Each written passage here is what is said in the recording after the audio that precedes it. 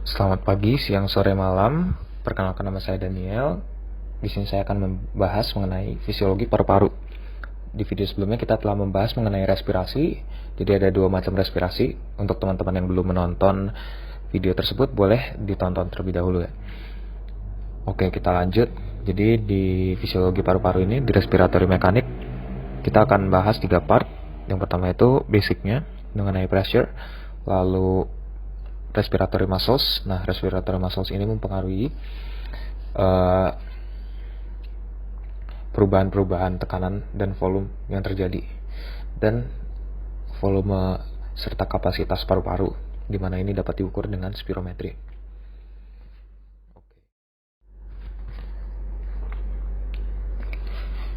Jadi kita lanjut ke basic dari tekanan. Nah, jadi tekanan itu prinsipnya dia akan berpindah ke daerah yang tekanannya lebih tinggi menuju ke daerah yang tekanannya lebih rendah. Nah, ini namanya itu menuruni pressure gradient. Jadi dia menurunin pressure gradient.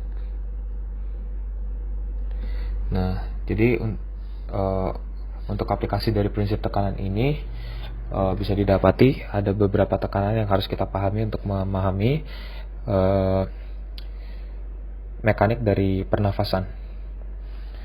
Nah, jadi ada atmospheric pressure.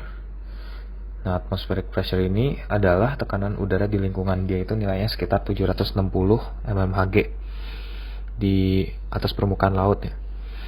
Nah,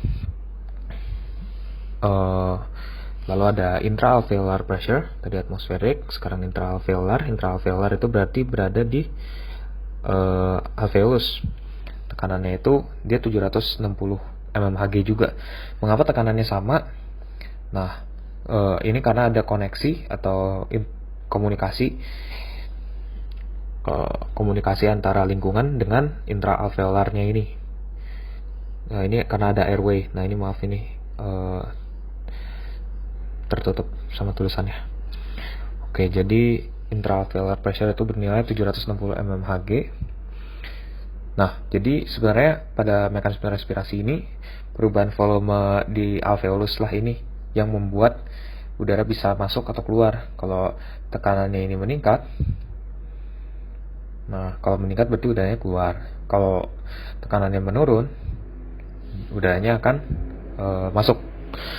Nah, begitu juga intrapleural pressure. Nah, intrapleural pressure itu berarti di antara part dari viscera dan parietal pleura. Kita review sedikit. Jadi kalau yang menempel dengan paru-paru itu namanya visceral pleura. Sedangkan kalau yang menempel pada thoracic cavity itu namanya parietal pleura. Jadi yang dalam visceral, yang luar parietal. Nah, lalu di dalamnya ini ada namanya pleural cavity. Intrapleural pressure itu adalah yang di pleural cavity-nya. Nah, dia bernilai negatif. Nah, untuk alasan kenapa nilai negatif nanti dijelaskan lebih lanjut. Namun di pleural sac ini dia berisi fluid yang berisi serous. Fungsi fluid itu sendiri adalah untuk mengurangi friksi di saat terjadi inspirasi maupun ekspirasi. Lalu ada namanya transmural pressure gradient.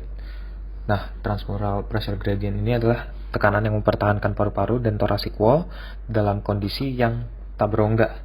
Artinya transmural pressure inilah yang membuat paru-parunya itu ikut membesar di saat thoracic cavity membesar. Jadi tidak ada rongga di antara thoracic cavity dengan paru-paru. Begitu juga saat thoracic cavity mengecil, nah dia akan ikut mengecil paru-parunya dan tidak ada rongga. Intinya transmural pressure yang membuat tidak ada rongga di antara paru-paru dengan thoracic cavity. Rumusnya itu adalah intraalveolar pressure dikurangi intrapleural pressure. Bisa lihat di sini.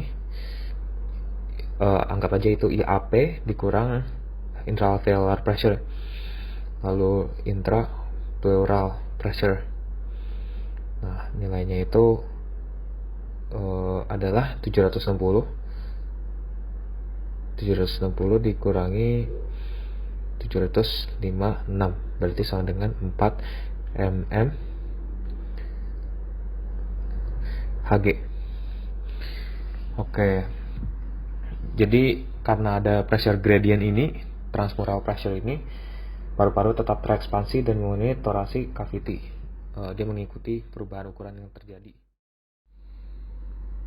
Nah, berikutnya ada yang namanya intrapleural pressure. Intrapleural pressure itu adalah tekanan yang berada di pleural sac, di dalam pleural sac maksudnya, di antara parietal pleura maupun visceral pleura. Jadi parietal itu yang bagian luar, visceral bagian dalam. Nah, dia itu bernilai 756 mmHg.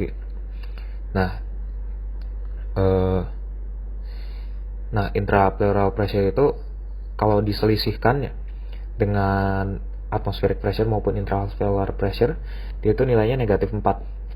Nah, kenapa nilainya itu negatif 4? Karena paru-paru itu punya mekanisme recoil, dia akan menarik ke dalam ya.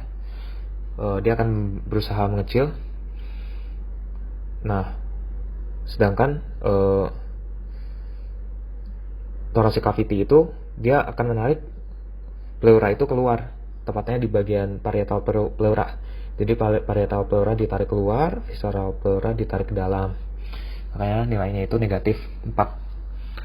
Nah, tekanan intrapleural ini bersifat tetap karena dia berisi cairan sehingga tidak bisa berekspansi. Oke. Jadi pada intinya ukuran paru-paru di mana dia dapat menyesuaikan ukuran dengan thoracic cavity juga itu dipengaruhi oleh tekanan-tekanan seperti transmural pressure seperti yang saya bilang sebelumnya, transmural pressure. Ya, begitu juga dengan intrapleural pressure. Tadi transmural pressure itu dia bernilai positif 4, di mana dia itu merupakan selisih dari intraalveolar pressure dikurangi intrapleural pressure. Nah, karena intrapleural pressure tadi lebih kecil nilainya, dia bernilai 756 mmHg, jadi dia nilainya plus 4 transmural pressure. Adanya kedua tekanan ini mempengaruhi kondisi di mana paru-paru itu akan menyesuaikan diri dengan thoracic cavity. Lalu ada kondisi khusus yaitu pneumothorax. Nah, jadi sebenarnya saya jelaskan terlebih dahulu, normalnya udara itu tidak masuk ke pleural cavity karena tidak ada komunikasi antara atmosfer maupun alveolus dengan pleural cavity. Tapi bisa aja terjadi jika dilakukan puncture atau ada luka tusuk sehingga ada koneksi di antara lingkungan yang bertekanan 760 mmHg dengan pleural cavity. Nah, selain itu juga bisa terjadi spontaneous pneumothorax di mana ada kerusakan yang membuat koneksi antara alveolus dengan pleural cavity. Oleh karena itu, kedua mekanisme ini akan menyebabkan masuknya udara ke dalam pleural cavity sehingga tekanannya sama, menjadi 760 juga. Nah, tekanan ini tuh berfungsi untuk memaintain thoracic cavity dengan paru-paru itu tidak berongga. Cuman ini harusnya seperti ini ya. Tapi karena ada tekanan yang meningkat, nah ini membuat dia berongga seperti ini. Jadi udara masuk ke pleural cavity, transmural pressure gradient tidak ada lagi. Transmural pressure tadi sudah dijelaskan ya. Nah, ini menyebabkan paru-paru kolaps. Nah, berikutnya kita akan bahas aliran udara dari paru-paru. Nah, jadi udara mengalir masuk dan keluar paru-paru itu terjadi karena siklus perubahan tekanan di intraalveolar. Nah, jadi prinsip perubahan tekanannya itu mengikuti prinsip dari hukum Boyle. Nah, Boyle itu bunyinya dalam keadaan temperatur yang sama, tekanan itu akan berbanding terbalik dengan volume, begitu juga volume berbanding terbalik dengan tekanan. Yang artinya, ini sebelumnya sudah pernah diajarkan di SMA ya. Nah, yang artinya kalau volume meningkat ya, V meningkat, artinya dia akan membuat tekanan menurun.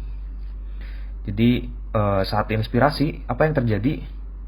Nah, saat inspirasi itu, saat orang bernafas itu volume meningkat. Jadi inspirasi, nah saat inspirasi volume meningkat, V meningkat. Nah, paru-paru melebar kan, dari ukuran segini ya, dia menjadi melebar nih, segini nih. Nah, kalau dia udah melebar, intraalveolar pressure menurun. Jadi ibaratnya kepadatan udara di dalam situ akan menurun. Nah, pressure akan menurun menjadi negatif. Nah, ini yang menyebabkan udara bisa masuk. Nah, begitu juga saat ekspirasi. Nah, ekspirasi itu kebalik dia, V-nya itu menurun. Nah, harusnya kan dia sebesar ini ya. Nah, dia menjadi kecil. Dia menjadi mengecil paru-parunya dari ukuran besar tadi. Nah, oleh karena itu pressure-nya akan meningkat karena di situ kepadatan udaranya meningkat. Oleh karena itu udara bisa keluar. Gitu. Nah, kenapa bisa terjadi mekanisme keluar masuk udara? Karena perubahan tekanan ini. Jadi perubahan tekanan ini dipengaruhi oleh otot-otot yang berada di intercostal muscle, bisa juga dari otot diafragma yang nantinya akan dibahas. Nah, ini ada beberapa gambar yang menjadi contoh. Nah, di sini volumenya setengah, pressure-nya menjadi 2. Nah, di sini volumenya 1, pressure-nya 1. Nah, intinya dia berbanding terbalik. Volume rendah, pressure akan meningkat. Begitu juga volume tinggi, pressure akan rendah. Dimana ini saat ditekan nih. Ini kan ditekan. Berarti dia makin padat kan udaranya. Nah, ini sedang nggak diapa-apain. Nah, ini ditarik. Nah, kalau ditarik tuh dia menjadi renggang-renggang jarak-jaraknya gitu. Oke, jadi ini prinsip hukum Boyle.